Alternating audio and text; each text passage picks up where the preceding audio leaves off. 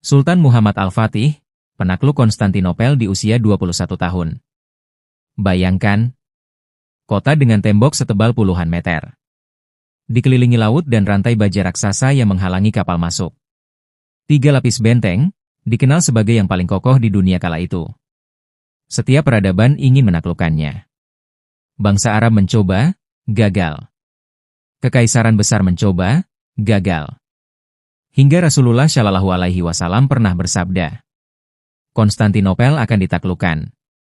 Sebaik-baik pemimpin adalah pemimpinnya, dan sebaik-baik pasukan adalah pasukannya. Ratusan tahun berlalu, namun kota itu tetap berdiri, tidak tergoyahkan. Hingga akhirnya, di tahun 1453, seorang pemuda berusia 21 tahun muncul dan mengubah sejarah dunia. Dialah Sultan Muhammad Al-Fatih, sang penakluk Konstantinopel. Sebelum kita mulai kisah ini, dukung channel ini dengan cara klik like, tekan subscribe, dan aktifkan lonceng notifikasinya. Karena dukungan kamu membuat channel ini terus menghadirkan kisah sejarah Islam yang menginspirasi. Bab 1. Kenapa Konstantinopel begitu penting? Konstantinopel, sekarang dikenal sebagai Istanbul, adalah kota impian.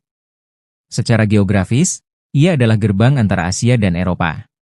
Secara ekonomi, ia adalah pusat perdagangan dunia. Secara militer, ia adalah benteng yang nyaris mustahil ditembus. Tembok kota ini disebut Theodosian Walls. Terdiri dari 3 lapis. 1. Parit selebar 20-30 meter. 2. Tembok luar setinggi 8 meter. 3. Tembok utama setinggi 12 meter lebih. Orang-orang mengatakan, jika dunia memiliki sebuah ibu kota, maka inilah tempatnya. Selama 800 tahun umat Islam berusaha menaklukkannya. Banyak khalifah dan panglima mencoba, namun gagal. Sampai akhirnya, datang seorang pemuda yang sejak kecil sudah mendengar hadis Rasulullah tentang Konstantinopel. Ia tidak pernah melupakannya. Ia memegang hadis itu sebagai mimpi dan janji hidupnya. Namanya adalah Muhammad bin Murad, 7 TH Sultan dari Kesultanan Utsmaniyah. Bab 2, Masa Kecil Al-Fatih. Muhammad lahir pada 30 Maret 1432 di Edirne, Turki. Ayahnya, Sultan Murad II. Ibunya, Huma Hatun. Sejak kecil, ia dipersiapkan menjadi pemimpin. Usianya baru 4 tahun, ia sudah mulai belajar Al-Quran, hadis, bahasa Arab, bahasa Persia. Namun Murad II tidak ingin putranya menjadi penguasa yang lemah.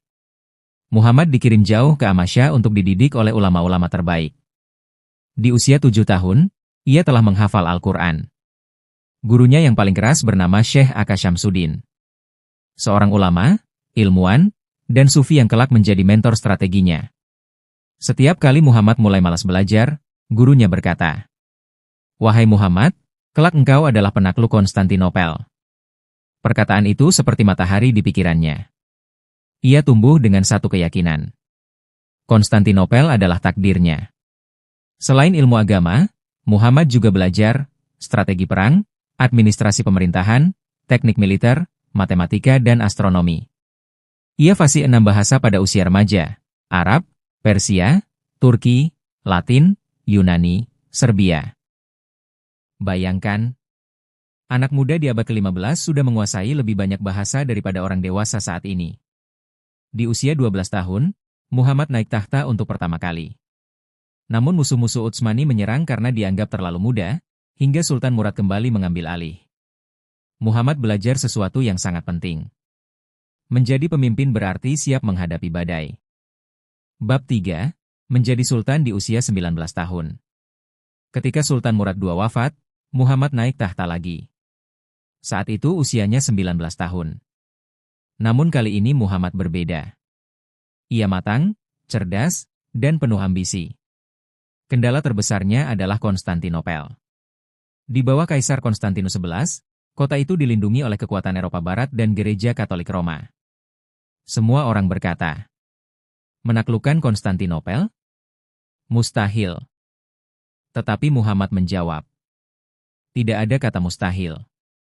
Yang ada hanyalah kurangnya usaha. Lalu ia memulai persiapan. Bab 4, Perencanaan terbesar dalam sejarah. Sultan Muhammad membangun armada laut terbesar dalam sejarah Utsmani. Meriam raksasa, Basilica Cannon, sepanjang 8 meter mampu menembak bola besi 600 kg. Benteng baru di Selat Bosporus bernama Rumelihisari. Benteng Rumelihisari dibangun membelakangi Konstantinopel, di posisi yang bisa mengontrol kapal-kapal bantuan dari Laut Hitam. Kaisar Bizantium kaget. Pemuda ini bukan hanya berani.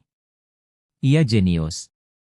Masalahnya, Selat Golden Horn dilindungi rantai baja raksasa yang menutup akses kapal.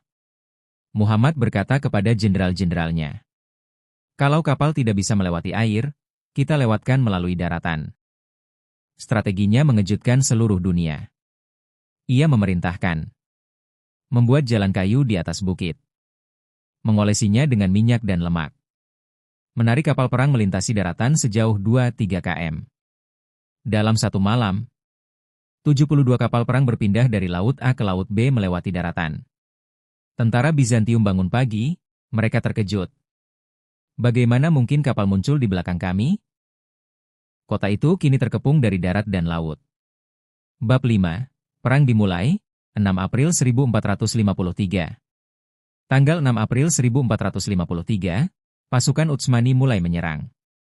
Jumlah pasukan Utsmani, 200.000 tentara pasukan Bizantium, 7.000 tentara termasuk bantuan dari Eropa. Perbandingannya 1:30. Tetapi ingat, Bizantium memiliki tembok paling kuat di dunia. Serangan pertama, gagal. Serangan kedua, gagal. Meriam raksasa meledak karena terlalu panas. Namun Muhammad tidak menyerah. Ia berkata kepada pasukannya, "Tembok ini bukan kekuatan mereka. Kekuatan mereka adalah rasa takut kita." Bab 6, Malam Terakhir. Tanggal 28 Mei 1453. Sultan mengumpulkan seluruh pasukannya. Malam itu, suara lantunan Al-Quran menggema di seluruh perkemahan. Muhammad berkata, "Besok kita menaklukkan kota ini, atau kita syahid di medan jihad." Pasukan menangis, bukan karena takut, tetapi karena mereka tahu, mereka sedang menuntaskan nubuat Rasulullah. Kaisar Bizantium mencium salib dan berpidato. "Siapa yang ingin hidup, silakan pergi. Siapa yang tinggal, mari mati dengan kehormatan." Semua orang tahu, besok adalah akhir dari sejarah. Bab 7, Penemuan Celah. Serangan besar dimulai pukul 1:30 dini hari. Serangan pertama gagal. Serangan kedua gagal. Hingga akhirnya, Muhammad memerintahkan pasukan Janissary, pasukan elit Utsmani, untuk maju. Mereka menemukan tangga kayu yang sudah disiapkan. Seorang prajurit muda bernama Hasan al-Ulubi membawa bendera Utsmani memanjat tembok. Ia ditembak, jatuh, bangkit lagi. Tertembak, bangkit lagi. Ketika ia mencapai puncak tembok, ia menancapkan bendera di atas benteng Konstantinopel. Tentara Utsmani bersorak, "Allahu Akbar." Semangat pasukan meledak. Bab 8, Konstantinopel jatuh, 29 Mei 1453. Pagi hari, tembok berhasil ditembus. Tentara Bizantium kalah. Kaisar Konstantinus XI gugur sebagai ksatria. Muhammad Al-Fatih memasuki kota dengan menunggang kuda. Ia tidak merayakan dengan kesombongan. Ia turun dari kudanya, sujud syukur, dan berkata, "Alhamdulillah, ini kemenangan dari Allah." Di hadapan rakyat Bizantium, ia berkata, "Nyawa, harta, dan kehormatan kalian aman." Ia melarang penjarahan dan pembunuhan. Gereja Hagia Sophia yang megah dijadikan masjid. Ia tidak menghancurkannya, tidak mengubah arsitekturnya. Ia hanya menatap bangunan itu dan berbisik, "Dengan ini, kau menjadi monumen kejayaan Islam." Bab 9, Setelah penaklukan. Muhammad Al-Fatih mengubah Konstantinopel menjadi kota peradaban. Ia membangun universitas, infrastruktur, pasar, sistem sanitasi. Ia memberikan kebebasan beragama. Kristen boleh beribadah. Yahudi boleh berbisnis. Islam berkembang. Istanbul menjadi kota paling maju di dunia selama berabad-abad. Penutup, pelajaran dari Al-Fatih. Al-Fatih menaklukkan bukan hanya tembok, tetapi ketakutan dan kemustahilan. Pelajarannya untuk kita. 1. Mimpi harus besar.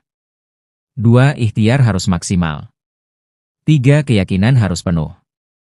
Usianya 21 tahun, tetapi pikirannya lebih dewasa dari usianya. Jangan takut bermimpi. Taklukkan mimpimu seperti Al-Fatih menaklukkan Konstantinopel. Jika kamu suka kisah ini, like videonya, subscribe channel ini, tinggalkan komentar. Mau kisah tokoh sejarah siapa lagi? Sampai jumpa di video selanjutnya. Wassalamualaikum warahmatullahi wabarakatuh.